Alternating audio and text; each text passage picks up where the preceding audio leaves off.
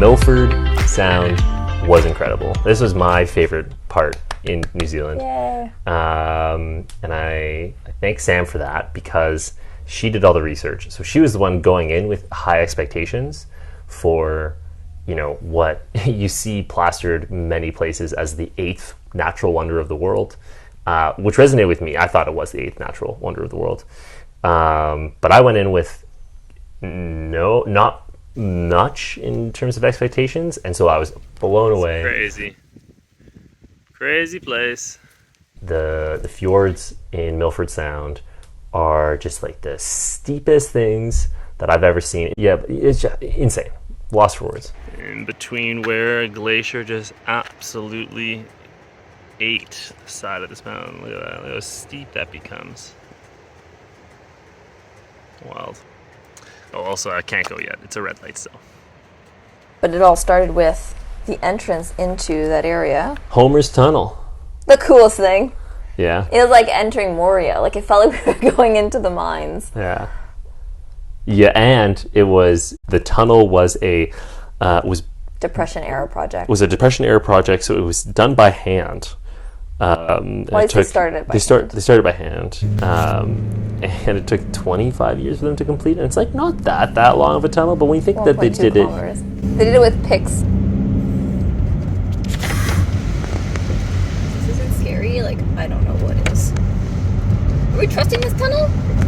My God, what's the speed limit here? It took 20 some odd years, and just a crazy feat through the tunnel. So you kind of come out in this beautiful landscape on the other side. It's also just beautiful driving there too, both sides of the tunnel. Yeah, it's quite a windy road, and we switched around Queenstown and Milford Sound to get to Milford Sound on a good weather window, which is very unique for that area because it rains all year round. It's a rainforest. Yeah, it's just pretty much a rainforest.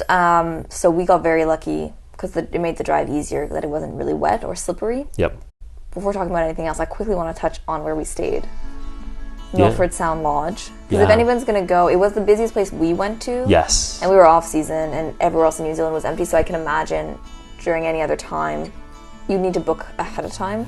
Because there's one campsite near Milford, like past the tunnel, and that's it. Yep. But the prices aren't crazy if you have a camper van. It's pretty much akin to the other nice holiday $60 parks. $60 a night, right? Yeah. Because we're 2 people, and it's definitely worth it. It's like beautiful, and you can walk all the way down to where they launch all the boats, and where like the actual fjord and like the sound, what they call a sound, but it is a fjord. So yeah, really happy with our campground. Yeah. And then the boat trip, which was lovely, getting to like a close-up view of the fjord and seeing the steep cliffs that you were talking about, and we saw some seals. Some seals, and just, I mean, a part of this waterfalls. too, I think, was the waterfalls. Like, I think because we were so lucky in getting a sunny weather window there, like the day on the boat was like everything was just spectacular. Yeah. Nature-wise, cool little optical illusion at one point, and yeah, the hike we did the next day in Milford Sound, Key Summit, that was really pretty.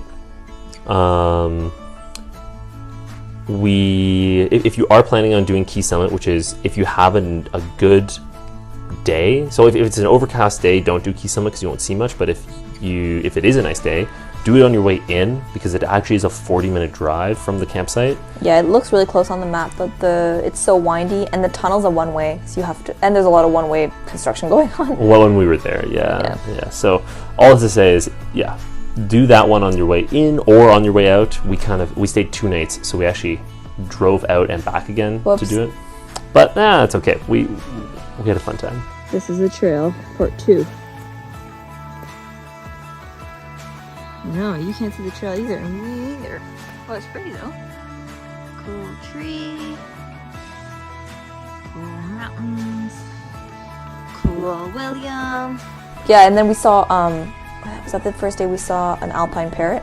A Kia? Oh my God, and then the Kias. Oh, those were just the coolest things. We actually have footage of this, which is amazing. Yeah. So the first time it happened to us twice. Yeah. We weren't sure what the bird was, right? What did we think it was? I had no idea.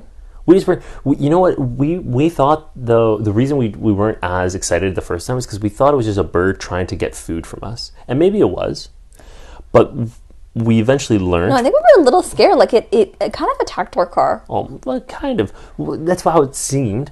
But then at the base of Key Summit, we were reading about these birds, and we're like, oh crap, it's an Arctic parrot or Arctic Alpine. Oh, sorry, alpine parrot. It's the only alpine parrot in the world, and they're deemed to be endangered. And they're super smart. Like, and they have like the intelligence like of a 3 to 5 year old. 5-year-old. Yeah. Let's just say 5-year-old. And They're really curious.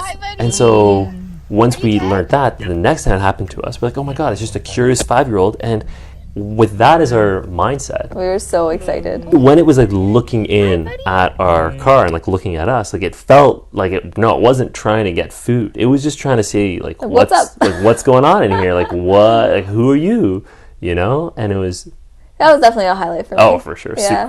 Super cool. Yeah.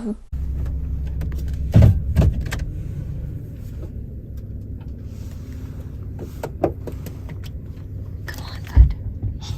How pretty he is.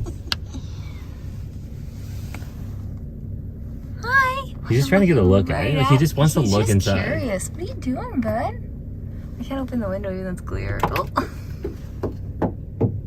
And then our last night, thanks Mom and Dad they paid for my birthday dinner, so we went out to the lodge, which they was definitely the best meal we had all trip. Yeah.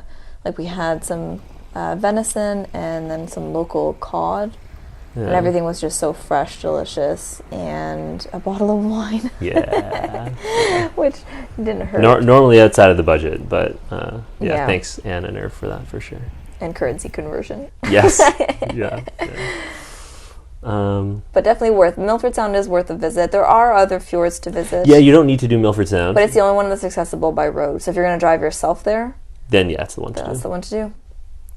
Cool. All right. Well, we'll chat with you guys soon again.